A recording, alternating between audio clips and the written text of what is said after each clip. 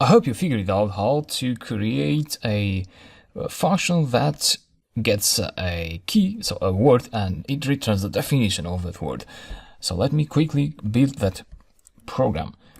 Let me call this app1.py import JSON data equals to JSON.load open data.json.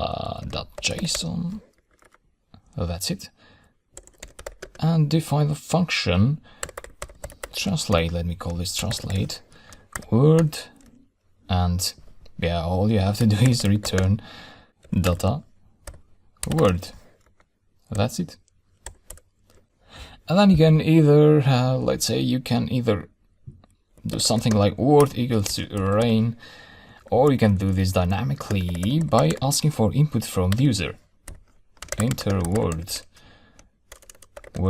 like that, leave a space, and then all you have to do is print out the output of the dictionary, because you know this dictionary for now it just returns a string, but you are not printing any output. So if you want to show that output in the command line, you need to print out translate word, and that's it. Now, don't get confused with these variable names.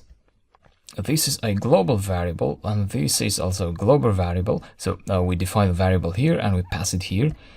And then this, whatever is passed in here, goes to this one here. This could be a different word, a different variable name.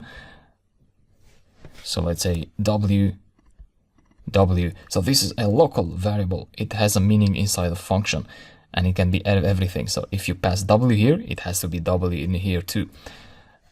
And this passes this value into this value in here. So usually programmers, they prefer to just enter the same name here and there. But for you as a beginner, I wanted to show you this difference, that this doesn't have to be the same with this. So save the script, maybe open another terminal. Python 3 app1.py, execute, enter a word, rain, and this is the output. How about this word? Oh, we got a nasty error there. But you don't want to show that to the user, right? Because this is not very readable. Trace back most recent call last. Okay. So how do we count for this scenario in our code? You need to figure that out. So think about it. In the next lecture, we'll do just that. So we need to take into consideration that word that the user passes may not be in the dictionary set of keys. So rain was a key of the data.json dictionary, but this name here was not, so we need to count for that. I'll show you that in the next lecture. See you.